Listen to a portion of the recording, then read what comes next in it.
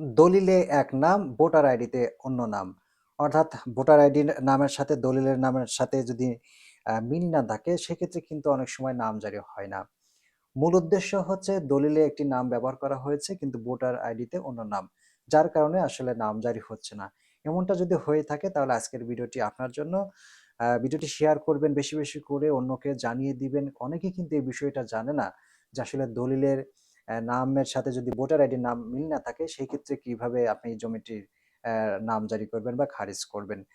তো যারা আমাকে দেখছেন, মূলত আপনার যদি এরকম সমস্যা হয়ে থাকে তাহলে সর্বপ্রথম আপনাকে একটি প্রত্যয়নপত্র নিতে হবে। আপনার এলাকার যে চেয়ারম্যান রয়েছেন অথবা আপনি যে অ্যা ও মানে উপজেলায় বাস করছেন বা পৌরসভায় বাস করছেন সেখানের কাউন্সিলরের কাছ থেকে আপনাকে প্রত্যয়নপত্র নিতে হবে। এই প্রত্যয়নপত্রটি হচ্ছে যে আসলে ভোটার আইডিতে যে ব্যক্তির নাম রয়েছে এবং দলিলে যে নামটি রয়েছে এই ২ জন ব্যক্তি একই ব্যক্তি। অর্থাৎ একই ব্যক্তি আপনার নামের কোনো অংশ হয়তো ভুল হয়েছে। কিন্তু আপনাকে এই প্রত্যয়নপত্রে লিখে দিতে হবে যে আসলে এই ২ জন মানে ২ যে নামটি রয়েছে, এই ২ নামের ব্যক্তি মূলত একই ব্যক্তি।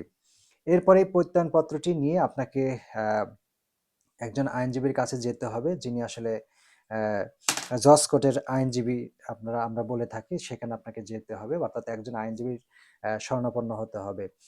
এই আইনজীবী আপনাকে ৩০০ টাকার যে নন জুডিশিয়াল যে স্ট্যাম্প রয়েছে সেই স্ট্যাম্পের উপর একটি হলফনামা করবে। অর্থাৎ আপনাকে হলফনামা বা এফিডেভিট করতে হবে। এফিডেভিট করতে হবে আপনাকে। তো কিন্তু ৳৩০০ র যে নন জুডিশিয়াল যে স্ট্যাম্প রয়েছে সেই স্ট্যাম্পের উপরে আপনার এই যে প্রত্যয়নপত্রটি রয়েছে সেটার বিস্তারিত কিন্তু লেখা হবে। এরপর আপনাকে একজন ১ম শ্রেণীর যে ম্যাজিস্ট্রেট রয়েছে তার মাধ্যমে কিন্তু এই হলফনামাটি সত্যায়িত করা হবে। এই সত্যায়িত যে কপিটি আপনাকে যখন দেওয়া হবে এই সত্যায়িত কপিটি নিয়ে কিন্তু খুব সহজেই আপনি ভূমি অফিসের মাধ্যমে নামজারি করতে পারবেন। তাহলে আমরা কি বুঝলাম? যদি ভোটার আইডির সাথে দলিলের যদি কোনো মানে নামের সাথে মিল না থাকে তাহলে চেয়ারম্যান বা যে কাউন্সিলের মাধ্যমে বা একটি প্রত্যয়নপত্র নিতে হবে এবং আপনার জজ কোর্টের একজন আইনজীবীর কাছে যেতে হবে এবং তার মাধ্যমে আমাদেরকে একটি হলফনামা তৈরি করতে হবে ৳৩০০ র নন জুডিশিয়াল স্ট্যাম্পের উপর এবং এই স্ট্যাম্পটিকে আমাদের কি করতে হবে? সত্যায়িত করতে হবে। একজন মানে ১ম শ্রেণীর আ গেজেটেড যে ম্যাজিস্ট্রেট রয়েছেন তার মাধ্যমে। এই সত্যায়িত কপিটি দিয়ে আমাদেরকে কি করতে হবে? আমাদের নামজারি করতে হবে।